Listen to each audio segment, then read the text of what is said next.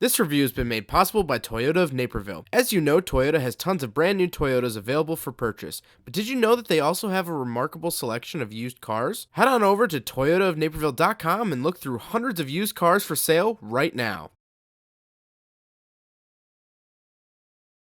Alright, what's up guys? My name is Zach and today I am driving a 2004 Mercedes-Benz C230. Up front is a 1.8 liter 4-cylinder engine and down below is a 5-speed automatic transmission. This video is sponsored by CarMarshal.com. If you'd like to support the channel, click the link down in the description below. CarMarshal.com advertises for over 100,000 vehicles across the US. Alright, sport mode, car's warmed up.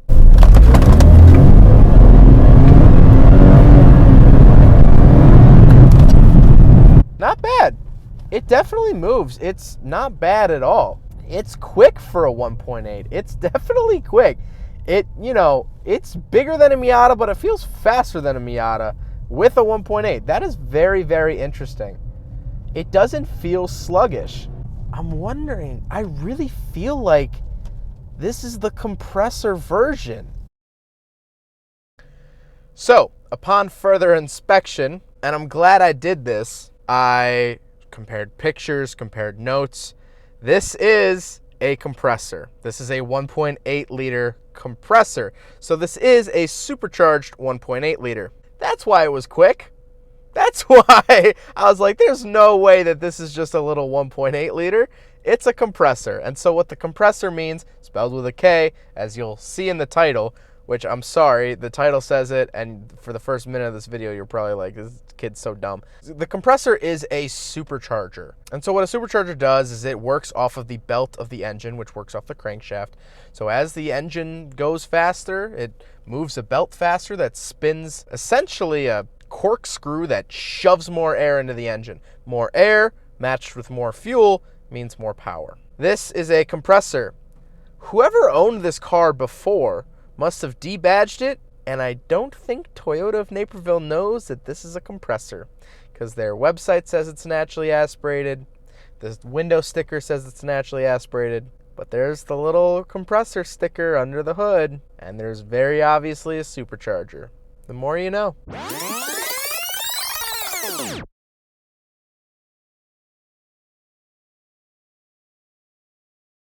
Alright, what's up guys? My name is Zach and today I am driving a 2004 Mercedes-Benz C230. Up front is a supercharged 1.8 liter 4-cylinder engine and down below is a 5-speed automatic transmission. Like I said, paired to it is an automatic transmission. Nothing really too crazy here. It's a 5-speed. It does what you want it to do. You know, mid-2000s transmissions, they weren't super great, but this one works. It functions. That's all I can really ask for. Last but not least, the C300 is, in fact, rear-wheel drive. So if that is something that you like, a rear-wheel drive sedan, this is definitely it. So let's talk about the interior. Well, in front of me, I have 3 main gauges. On the far left is my tachometer that goes up by 10s rather than like 1, 2, 3, 4, 5, 6. It's 10, 20, 30, 40, 50.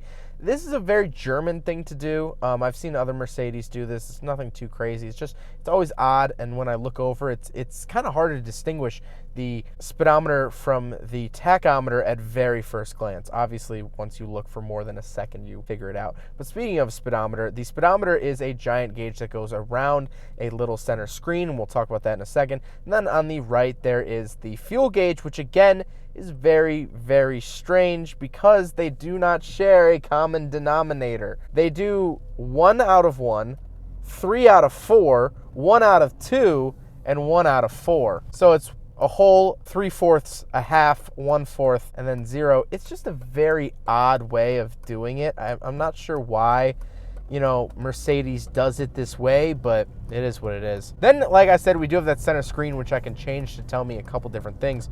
Right now, I'm looking at my odometer, which is 132,000 miles, but then I can switch it to coolant temperature, which is a bar. Looks like a video game. This is kind of cool.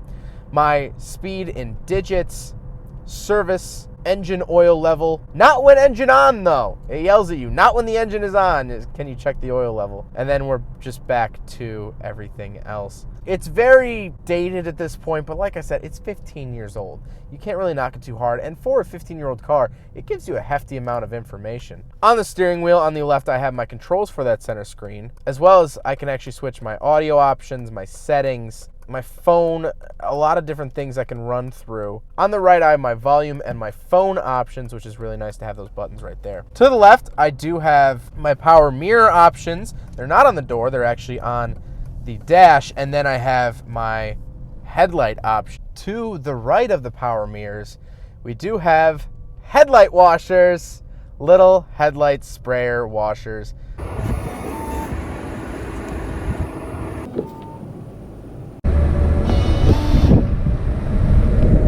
It's a cool little gimmick. I don't know how well it actually works, but it's something you can do here in the C230.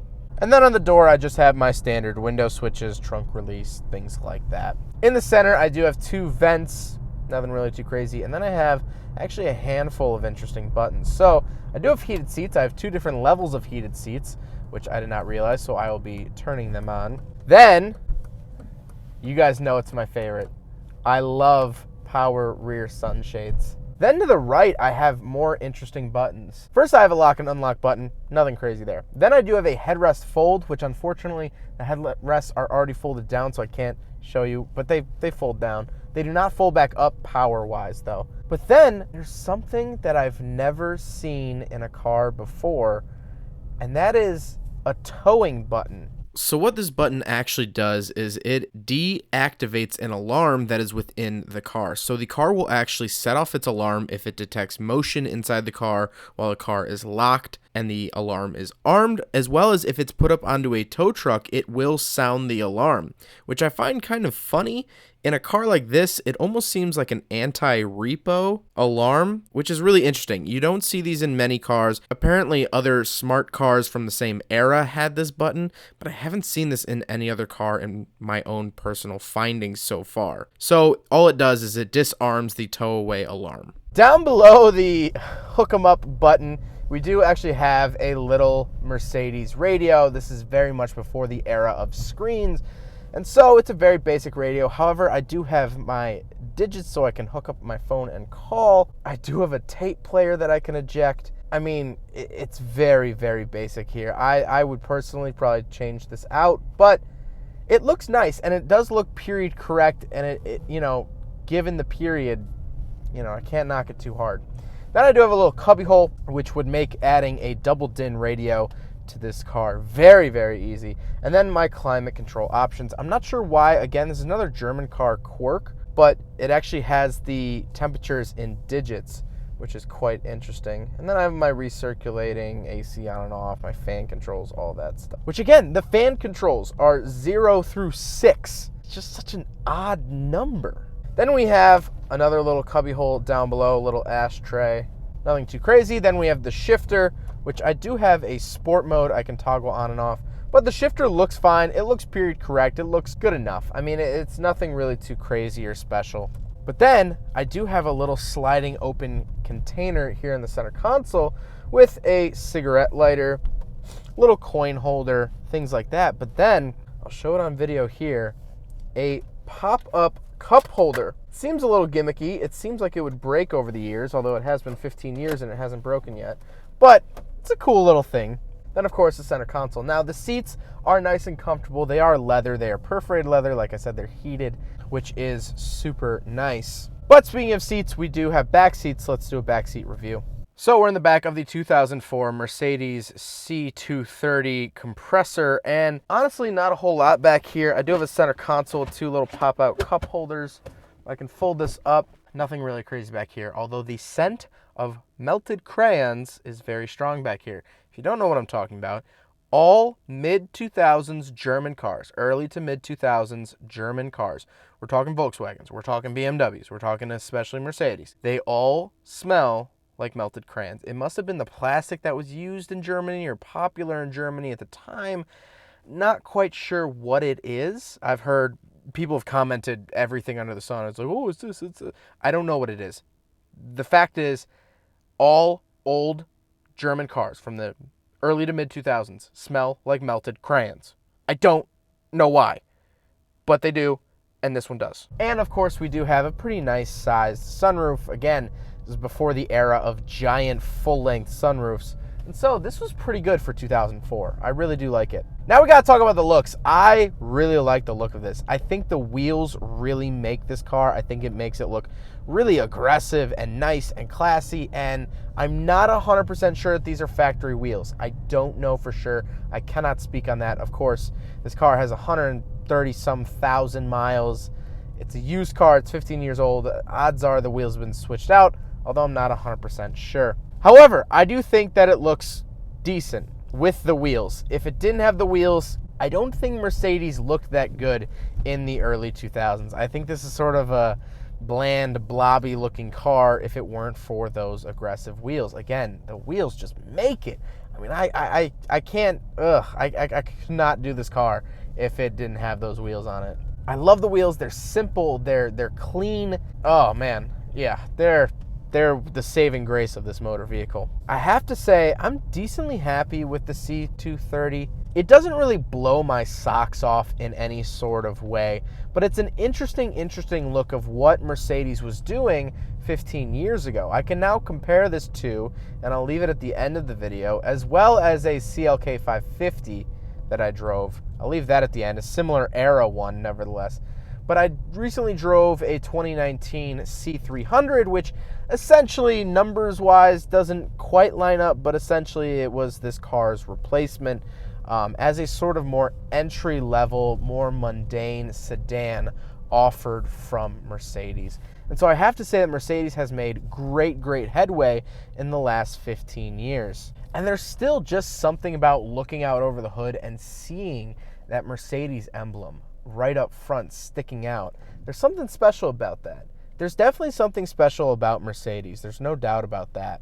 And so while I'm not blown away, I really didn't expect to be. I didn't expect much, and in return, I didn't really receive much. It's a nice car for sure, but it's pretty dated at this point. Well, I hope you guys enjoyed the video. Huge thank you to Toyota of Naperville for letting me take out their used C230. I always love getting snapshots of what companies were doing 10, 15, 20, 25 years in the past, because I've driven a lot of their modern counterparts, but it's really interesting to see kind of where they came from. And this is a great example of that, because now the C300 of 2019, I see where all of those roots kind of came from. And I wish that they would bring back the towing button. Definitely go check out Toyota of Naperville. They have over 400 cars on the lot at all times. They have so many different makes and models that if Toyotas or Mercedes are not your thing, still go check them out. They have literally any car that you want. But hope you guys enjoyed the video. Don't forget to rate the video, comment on the video, and subscribe if you really like to. Take care, guys. Aside from my soul.